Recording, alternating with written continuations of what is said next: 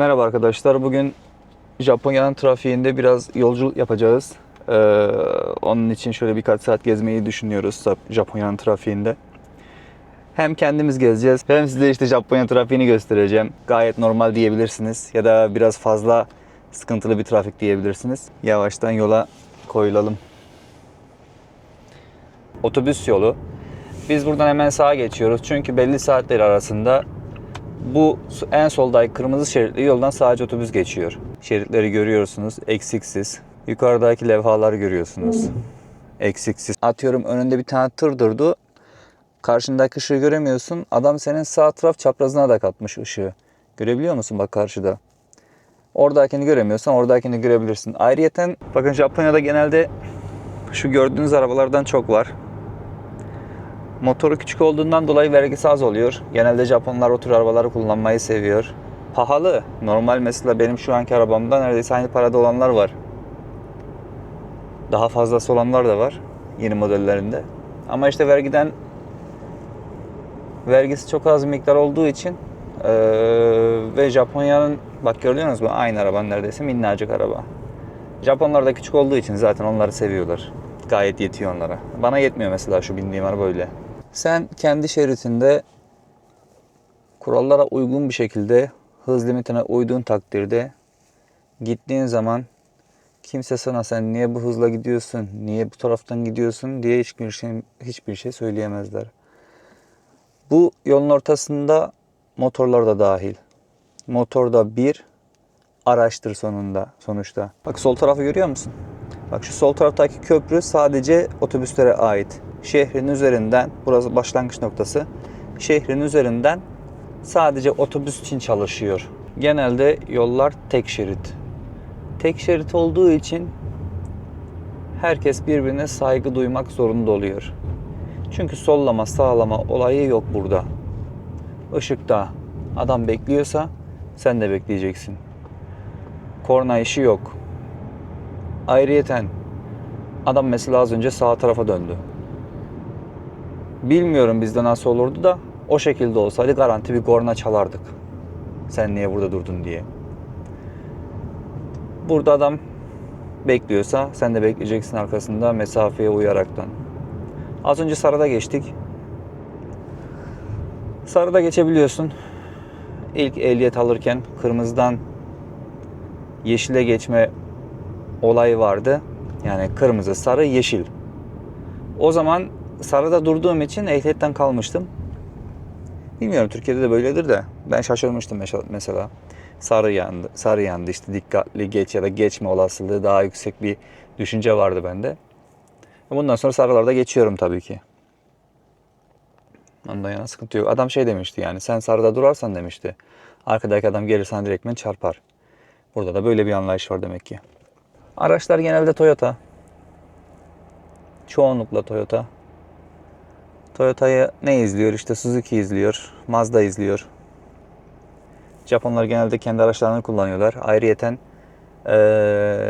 Japonya'nın içerisindeki kullanılan araçlar genelde bizim o taraflarda yok. Kendilerine özgü araç üretiyorlar. Onları kullanıyorlar sadece. Ayrıyeten dikkat ettiyseniz yollar çok sakin. Evler, arabalar var. İnsanlar tek tük. Yani şöyle söyleyeyim ben size. Eğer merkez eğlence taraflarında değilseniz, sokaklarında değilseniz dışarı taraflarda millet mesela işten eve gidiyor. Yaklaşık bir yarım saat sonra, bir saat sonra yolda hiç kimse kalmayacak. Kaç dakikadır mesela 10 dakikadır yolculuk yapıyoruz. Hiç sağda duran, solda duran araç gördünüz mü? Göremezsiniz. Çünkü burada o şekilde sağda solda duruşlar yasak. Mesela Uber'ler oluyor. Onlar bile durduğu zaman çok kısa bir sürede orayı terk etmek zorundalar tekrardan. Onlar bile yani bunun bilincinde olduğu için koşarak işlerini yapıyorlar. Restoranlar, kombiniler, atıyorum hastaneler, eczaneler, bu tür yerler, bankalar, bütün hepsinin parkı var. Parkı olmadığı takdirde zaten coins parklar var. Belli bir ücret karşılığında park ediyorsun. Çeşitli bölgelerde bulunuyor. Her yerde bulunuyor daha doğrusu. Oralara park ediyorsun. Yolun kenarında ben park edeyim de şuraya 2-3 dakika gideyim uğrayayım. Sohbet, muhabbet işte bakkaldan bir şey alayım olayı yok burada. Bak mesela sağ tarafta park yeri var. Bu işletmenin park yeri. Mesela şöyle bakın. Bak karşıda bir sürü bisiklet var. Görüyor musunuz? Yani onları park etmişler oraya. Normalde olsa alır gidersin bizim orada hopucunu alıp. Ama burada olduğu gibi duruyor bisikletler. Yani güzel bir şey. Yani cüzdanını şuraya düşür. Yarım saat sonra gel. Cüzdanın hala burada. Öyle diyeyim ben sana.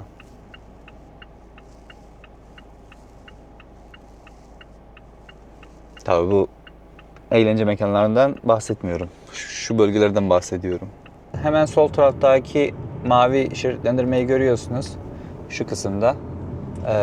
Orası bisikletçilerin, motorcuların gidebileceği güzergah.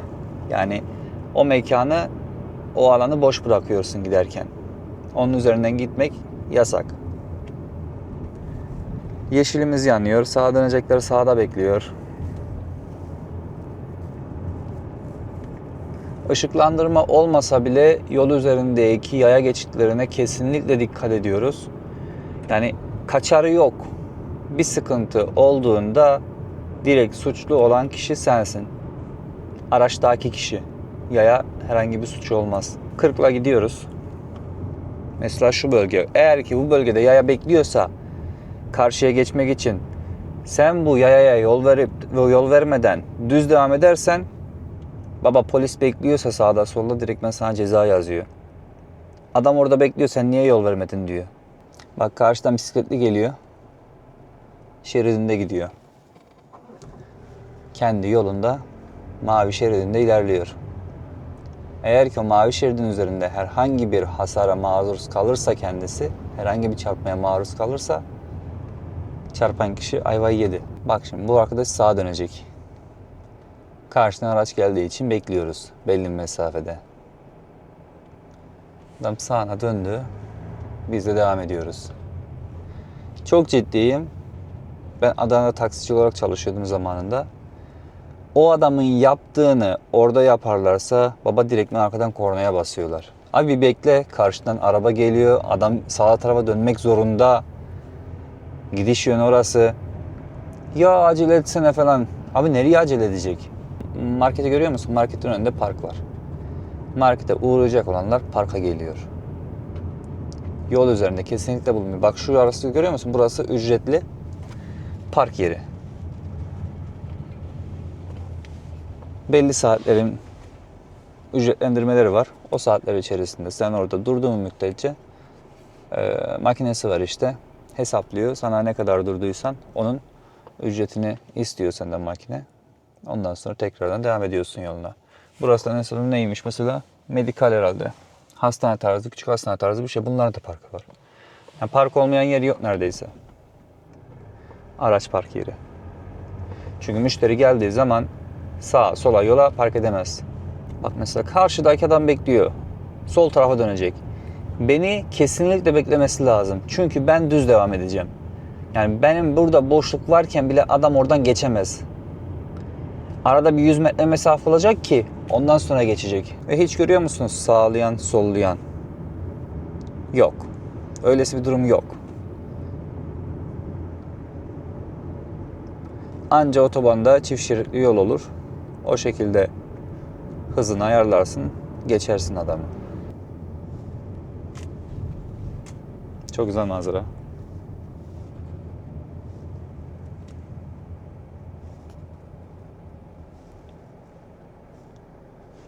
Yani 2 senedir buradayım. Halen bazı şeyleri gördüğüme şaşırıyorum. Manzaralar bizi şaşırtıyor tabii ki. Sağ sinyal verdim. Arkadaki hemen frene bastı. Çünkü neden olduğunu anladı. Hemen şu sol taraftaki postacı arabası. İlerideki Uber'ci. Bunlar yaklaşık 1 dakika sonra burada olmayacaklar. Herkes sakin. Bak sol tarafı görüyor musun? Sol tarafı. Oradaki insanlar da bekliyor. Çünkü kendilerine kırmızı yanıyor. Şimdi kendilerine yeşil yandıktan sonra onlar ilerleyecek. Halbuki buradan araç geliyor mu? gelmiyor. Görüyorsunuz değil mi? Herhangi bir araç yok. Ya bekliyorlar abi. Yani yeşil yandı. Şimdi araç gelirse araç bekleyecek. Onlar devam edecek. Yani bu kural. Kurala uyduktan sonra hiçbir sıkıntı yaşamazsın. Sarı yanacak. Sarının yandığını nereden anlıyoruz? Hemen normal araçlar için olan ışıkların değişeceğini yaya geçidindeki ışıklardan anlıyoruz. Yani yaya geçidindeki mesela sağ taraftaki sol tarafta yaya geçit ışıklarını biz görüyoruz. Onlar öncesinde kırmızıya dönüyor. Ondan sonra araç yolundaki ışıklandırma sistemi kırmızıya dönüyor. Yani belli bir saniye var arasında. Onlara dikkat edersen sarı mı yanacak, kırmızı mı yanacak, yeşil mi yanacak bunları anlayabilirsin. Mesela yaklaşık 27 dakikadır araç kullanıyoruz. Herhangi bir korna duydunuz mu? Ben duymadım. 20 dakika boyunca da 40'la gidiyoruz. Baba sen niye 40'la gidiyorsun? Çekil, dümdüz yol, engebe yok, bir şey yok. Sen niye bu şekilde devam ediyorsun diye bir şey diyen de yok. Mırıngırı neden de yok. Kural baba. Kurala uyduktan sonra sıkıntı yok. Nagoya'nın merkezine doğru ilerliyoruz. Sakai bölgesine. Çok güzel manzara ya. Kaymak gibi yol, ışıklar, güneş ışığı, bulutlar. Şimdi az ileride yaya geçidi var. Az ileride yaya geçidi var. Sol tarafa döneceğimiz için. Buradan ilerlediğimizden dolayı orada da yeşil yanacak. Aynı anda yeşil yandığı için. Bakın sol taraftaki araçları görüyor musunuz? Bekliyorlar. Bak şimdi önümüzdeki bekleyecek mi? Beklemeyecek. Biz bekliyoruz çünkü yaya geçecek. Arkadakiler de bekliyor. Şimdi 3 tane araba var arkada. Bu kişilere yeşil yanıyor. Adam isterse karşında oynar abi. Hiçbir şey yapamazsın. Şimdi geçersin işte. Kırmızı yandı. Bu sefer de senin hakkın. Flexing no. Ka! Uf.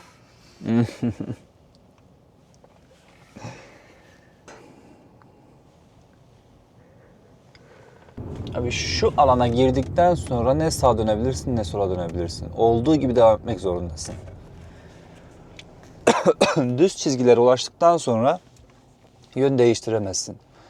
Bulunduğun alan nereyi gösteriyorsa oraya gitmek zorundasın. Ama bak ışıkta durduk. Bir tane aracın sesi gelmiyor. Hepsi start stoplu. Üstümüzden otoban geçiyor. Japonya'nın böyle bir durumu var. Otoban kesinlikle yani zeminden gitmiyor. Şehrin üstünde otoban.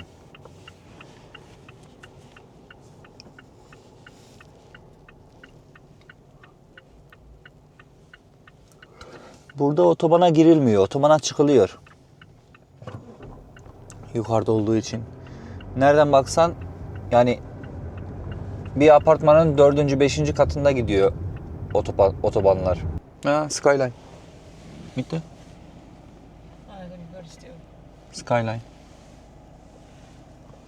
So.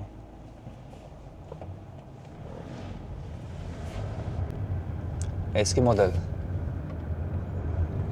Bayağı bir eski. Bakın Muraksu merkez olduğu için sağ tarafta Coin Park var. Yani paralı park. Sol tarafta paralı park. Hemen ileride paralı park. Bunlar şehrin merkezinde çok fazla var. Bir işin olduğu zaman getiriyorsun arabayı. Yol kenarında durdurmuyorsun. Parklara atıyorum ne kadar diyor. 30 dakikası diyor. 200 yen diyor. Yani 30 dakikası 200 yen ne yapar? 100 yeni 27 TL desen 20 50 54 TL. Önümüzde ışık yok. Şu an sağdan bir yaya geçecek. Biz bekliyoruz. Bak yaya hiç bakmıyor mesela. Çünkü kendine güveniyor. Burası Japonya abi diyor. Ona göre ayık ol diyor. Burada ışıklandırma sistemi yok. 4 tarafta da yaya geçidi var. Sağdan yaya geliyor. Bekliyoruz. Yaya geçtikten sonra bak Selamını da çaktı. Kafa selamını. Bisiklet de geçti. Biz devam ediyoruz. Dönecek olan kişi bekliyor. Sağda solda kimse yok. Abi çok dikkatli olman gerekiyor Japonya'da araç kullanırken. Otobüs kullanan şoförler burada mesela duruyor duraklarında. Tekrardan kalkarken yani şaka gibi. Adam ne yapıyor biliyor musun? Bak şu şekilde yapıyor. Sağa baktım, sol aynaya baktım, dikize baktım, yola baktım, devam ediyorum. Bu şekilde. Yani enteresan bir şekilde bunları yapıyorlar. Yani sağ sol şöyle böyle yapmıyorlar. Sağa baktım, sola baktım, dikiz aynasına baktım, karşıya baktım, devam. Bu şekilde yapıyorlar yani. Bu biraz tuhafıma gidiyor ama bir bildikleri vardır demek ki. Şeyde de aynı şekilde, trende de aynı şekilde. Yani adam tren kullanıyor. Orada bile yani makineleri şeye bakıyor. Buna baktım, şuna baktım, gazı çektim, frenere bastım, gaza bastım, gittim. Bu şekildeler yani. Robota bağlamış durumdalar biraz. Bakın şöyle bisiklet park yerleri de var. Bu şekilde bisiklet park yerleri de var. Geliyorsun, bisikletini oraya katıyorsun, atıyorum 100 yen. Bırakıyorsun, tekrardan gelip alıyorsun. Bakın herkes bekliyor. Şimdi bizimkilere yeşil yanacak, hepsi geçecek. Bütün yaya yeşil yanıyor şu an, herkes geçiyor. Bakın sağdaki, soldaki bekleyen insanları görüyorsunuz. Mesela bizim buradaki araçların kırmızısı yanıyor ama kimse karşıdan karşıya geçmiyor. Yeşilini bekliyor. Ondan sonra geçerim diyor. Bize yeşil yandı mesela şu an. Biz devam ediyoruz. Bu adam sola dönecek. Sol aynaya baktığı için, soldan bisikletli geldiği için bak solda bekledi. Bisikletlinin geçmesini. Bisikletli geçtikten sonra devam etti. Bu çok önemli bir şey. Biliyor musun? Bisikletli yolundan gidiyor. Aracı yolundan gidiyor. Yayalar bekliyor ışığını. Araçlar ışığını bekliyor. Bak kırmızı yanıyor. Yani itfaiyenin geçişi 10-20 hızı. Yani ben itfaiyeyim diyerekten basıp da geçmiyorlar. Enteresan bir durum var burada. Ambulans da mesela aynı şekilde. Herkes yol veriyor ambulansa. Işıktan karşıdan karşıya geçerken ambulans 20 ile gidiyor. Ne olur ne olmaz diye. Öylesi bir durum var mesela burada enteresan olarak. Bizim ülkemizde ambulans şoförleri rallici maşallah. Kötülüğüne demiyorum. Öyle de olması gerekiyor zaten bizim ülkemizde. Güzel bir şey hatta. Burada hasta gidene kadar hastaneye vefat eder. Öylesi durumda. Yani demek istediğim işte Japonya'nın trafiği genel olarak bu şekilde. Herkes kuralları biliyor diyelim. Kurallarına uyuyor. Hayatına relax bir şekilde devam ediyor. Yani bu şeritteki şu an bu araç buradaysa kurallara uyuyorsam bu alan benim. Başka kimsenin değil.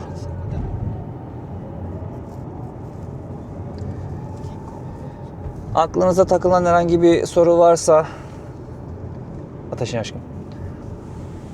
Aklınıza takılan herhangi bir soru varsa ya da çekmemi istediğimiz herhangi bir video içeriği olursa yorumlarda belirtirseniz sevinirim. Instagram'dan, TikTok'tan, YouTube'dan takip etmeyi unutmayın. İsmim aynı şekilde. Üçünde de Murat Recep Kırgıl. 2 senedir Japonya'dayım. Gözüme enteresan gelen şeyleri çekmeye çalışıyorum. Kendinize dikkat edin. Sağlıcakla kalın.